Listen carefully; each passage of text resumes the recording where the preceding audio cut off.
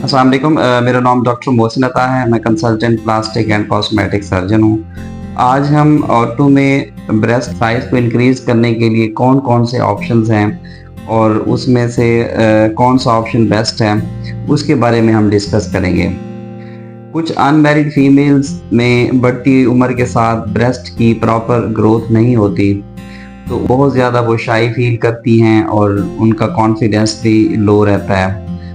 लेकिन plastic surgery की advancement के साथ उनके लिए जो सबसे दो बेस्ट ऑप्शन हैं, उनमें एक ऑप्शन फैट ट्रांसफ़र है और दूसरा ऑप्शन ब्रेस्ट इम्प्लांट है। तो इनमें से कौन सा ऑप्शन उनके लिए बेस्ट है? ब्रेस्ट इम्प्लांट या फैट ग्राफ्टिंग, दोनों के अपने प्रॉस एंड कॉन्स हैं। अगर हम फैट ग्राफ्टिंग की बात करें कि उसमें ये होता है कि हम बॉडी के जिन हिस्सों में बहुत ज़्यादा चर्बी होती है, जैसे एब्डोमेन है तो बटक है, वहाँ से हम फैट को निकालते हैं और उसके बाद उसको जो है ना उस एक स्पेसिफिक प्लेन के अंदर ब्रेस्ट के अंदर उसको इंजेक्ट करते हैं, तो उससे ब्रेस्ट का जो साइज़ है वो इंक्रीज़ हो जाता है। इसके क्या बेनिफिट्स हैं? एक तो ये है कि इमीडिएट रिजल्ट आ जाता है इसका, इसमें कोई कट नहीं होता, बॉडी की अपनी फैट होती है, कोई रिएक्शन नहीं होता, इन्फेक्शन के चांसेस भी ना होने के बराबर होते हैं। और जहाँ से हम फैट लेते हैं वहाँ से भी ये चांसेस होता है कि वहाँ अच्छी बॉडी कंटूरिंग हो जाती है।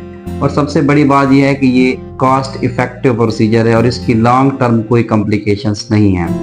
और अगर दूसरी साइड पे हम बात करें इसके क्या नुकसानात भी हैं, तो उसमें ये है कि जो बॉडी की फैट है वो 60% रह जाती है, बाकी 40% डिजॉल्व हो जाती है with the passage of time. तो इसके लिए मल्टीपल सेशन की ज़रूरत पड़ सकती है। तो पेशेंट को डिज़ायर कप साइज अचीव करने के लिए उसके 2 से 3 सेशन लेने पड़ सकते हैं, जो कि 3 to 6 मंथ के इंटरवल पे हम उसको एडवाइस करते हैं। सेकेंड ऑप्शन होता है ब्रेस्ट इम्प्लांट। ब्रेस्ट इम्प्लांट में आजकल सिलिकॉन स्मूथ इम्प्लांट हैं जो सबसे ज़्यादा यूज़ हो रहे हैं। तो उनका ये बेनिफिट है कि वो उसी वक्त उसका रिज़ल्ट आ जाता है और एक अच्छी शेप आ जाती है, नेचुरल उसकी अपीयरेंस होती है। और इसके बाद दूसरी बात यह है कि वो कॉस्ट इफेक्टिव नहीं है, वो पेशेंट के लिए कॉस्टली है।